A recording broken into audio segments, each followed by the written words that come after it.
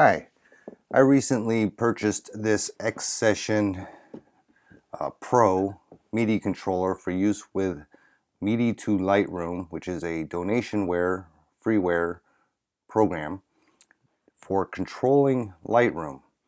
And I thought I would share some of the things I've found and how this all works.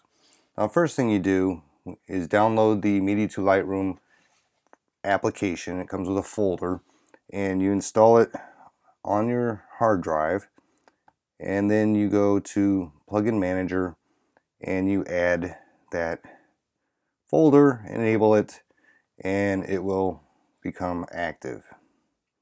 And if it doesn't activate, you can just click on the reload plugin there and it will activate the application. Next thing you need to do in here is under settings, tell it where you're going to set up all your profiles.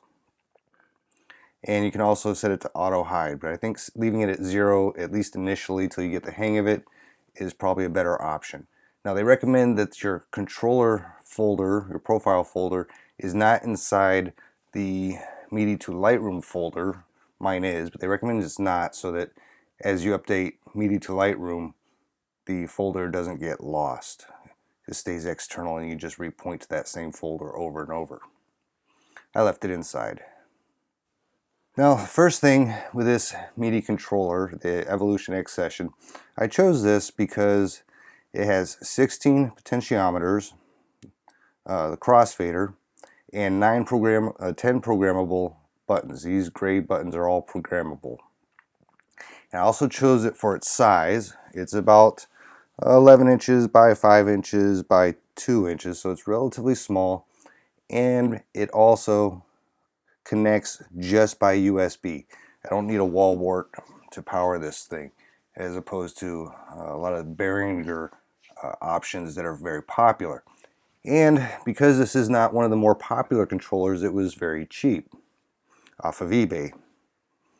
First thing I needed to do was decide how I wanted to set this up for maximum configuration, maximum options, and consistency. The first thing I recommend is start a default profile. And so I have a buttons default layout, and this is the way this controller is going to be set up for most things.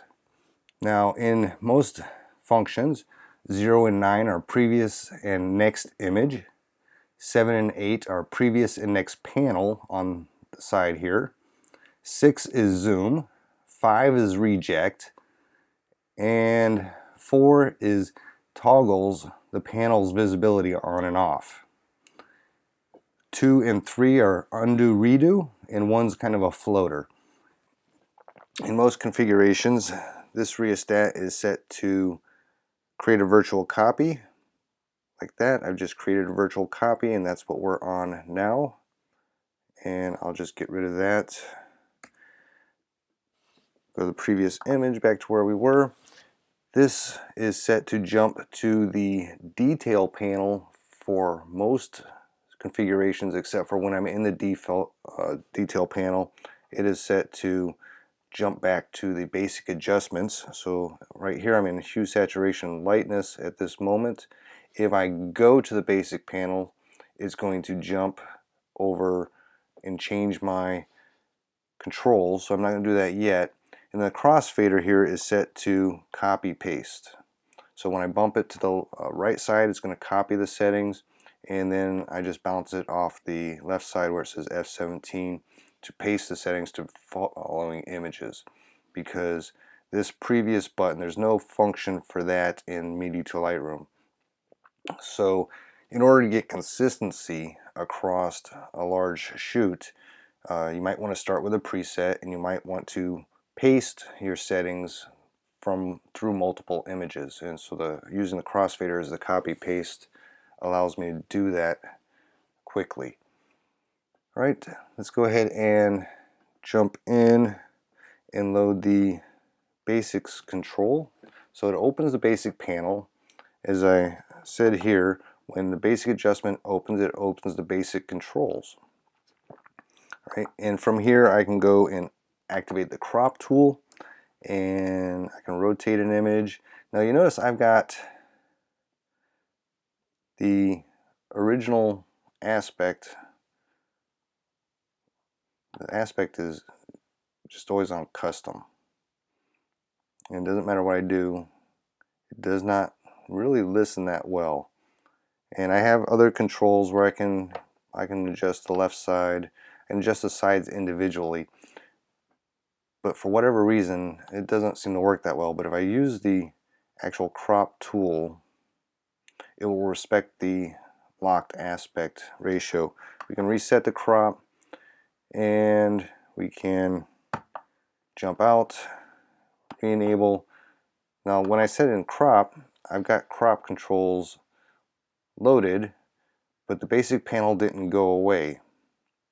So I have to back out of the crop and bring back in the basic controls. I'm using the previous profile and next profile to do that, or buttons 7 and 8 here.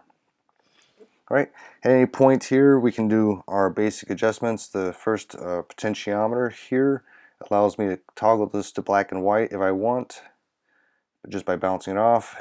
The next 4 controllers here are temperature, temp, exposure, contrast. So I can adjust that as I want. Let's make it a little bluer. Let's go over to exposure. Bring that down just a little bit. Let's see. And we'll jump over to contrast, highlight, shadows. We'll bring those up. And then we'll bring down the blacks, just for fun. And let's take the clarity and we'll drive it down. Alright, if I like that, I can copy it, and then I can paste it to the next image. So I go to the next image, and I'll just paste all those settings to that if I want to get through. Right, and at any point here, I can work my way down through the panels. The tone curve, I've got highlights, lights, darks, I've got splits, there's a shadow region, mid-tone, and highlights, and that's all being controlled with these top row. And then the rheostats directly below it are resets. So if I just bang it off the side, I can reset those adjustments all the way across and undo that. Or I can toggle, well, the tone curve panel, for whatever reason I cannot toggle that off using a button. It's the function's missing in Midi2 Lightroom at the moment. At any point I get through here and I want to jump down to detail, so I can jump down, do some sharpening. You can adjust the masking and luminance noise. You can go down to adjust the color noise, and I can toggle the visibility of that panel on and off. See if I like it. I can zoom in as I adjust noise. The Alt button does not work with Midi2 Lightroom, so if I hold Alt as I do sharpening, I don't get that grayscale result that is sometimes useful. I'll zoom back out, and I can jump back to the basic panel at any point and then start the next image as I want. So we'll just continue working through. We've got the tone curve. Now we're into hue, saturation, lightness, and in this panel the top row of buttons or knobs control hue. I don't normally mess with hue. And the second row resets hue. So the top row going across here are my 8 colors, and this resets those 8 colors by bouncing them off the max setting. Buttons 1 through 3 here, because I have so many functions in hue, saturation, lightness, allow me to step through. So button 1 goes over to saturation, lightness, in which case now the top row going across are my 8 colors for saturation, and the bottom row are my 8 colors of luminance. So whatever I want to adjust, we can adjust those colors. We can bring that luminance for that down or up, however we see fit.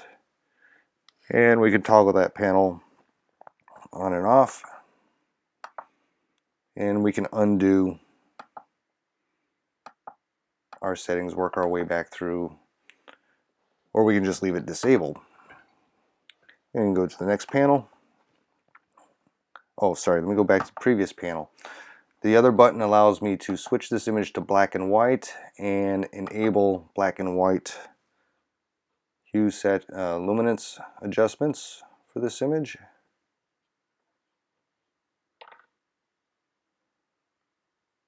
And then the lower rheostats are resets for that. So again, my 8 colors, and then resets are crossed here for them individually. Turn that panel off. We'll convert it back to color. And we'll go to the next panel. Split toning. Got the hue, saturation, balance, going across these knobs. I can enable, disable, I can undo those settings as I see fit, or I can undo them with a potentiometer. So my adjustments are here, individual undos are here, or I can use the undo button to step back through. And again, I always have a ability to create a virtual copy, and I have the ability to jump into detail or out, back to detail. And let's continue on through. We are in lens correction, and I have my controls here, and unfortunately I have to manually select the panel I'm controlling because it starts over here in color with defringe, which is one of the ones I'll use more often. And then we can set the splits, set the amount, set the next split. However, I feel I want to adjust that. Enable chromatic aberration, disable, and continue to the next image or next panel. For effects, we've got our vignetting, so we can adjust that as we see fit. And a lot of these things I don't tend to use much at all. I'm going to go over to our dehaze control.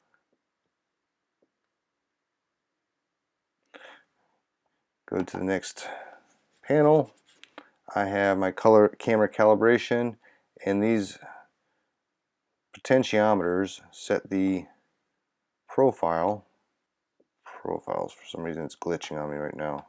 Oh, because I'm not on the right image. Alright, there we go. Now I can sit here and switch between profiles. Camera neutral, landscape, portrait, and like I said, those are all of these settings are basically in my preset starting points, either in the import or at the very first panel, my preset I would load for an image. These are some of the adjustments, but I can come in here and change them if I want to as I go through. Not something I would normally do at this point, and then we can always jump out to basic and be done. So with a set of, let's see, there's 8 panels, plus I've got about 3 additional profiles, so we're looking at about 11 profiles, and I have the ability to control every slider in Lightroom. Most of these are best done using the brush, you know, a Wacom tablet or a touchpad or mouse, whatever you want to use. Most of these, even the crop tool, because it doesn't really interact that well, these are mostly done with the traditional method, but every slider I have a control for, and of course I can do, like I said, I can do the minimum amount that I want,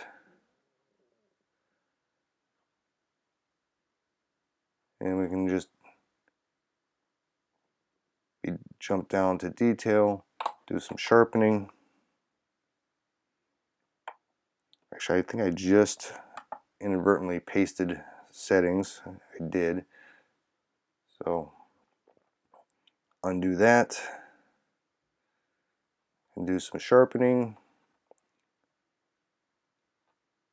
some noise reduction. Maybe we should do some mask that sharpening, zoom in so I can see what I'm doing with the sharpening and the masking. Zoom back out, jump back to the beginning, and move on to the next image. That's more typical of how I would use this. So I have that set up as well. Or, like I said, we can go through in every panel, work in every panel, and from any panel, pretty much, we can jump back out to the detail sharpening stage, or back to the basic panel page. I hope you found this useful, and until next time, my name is Stephen Kirsting.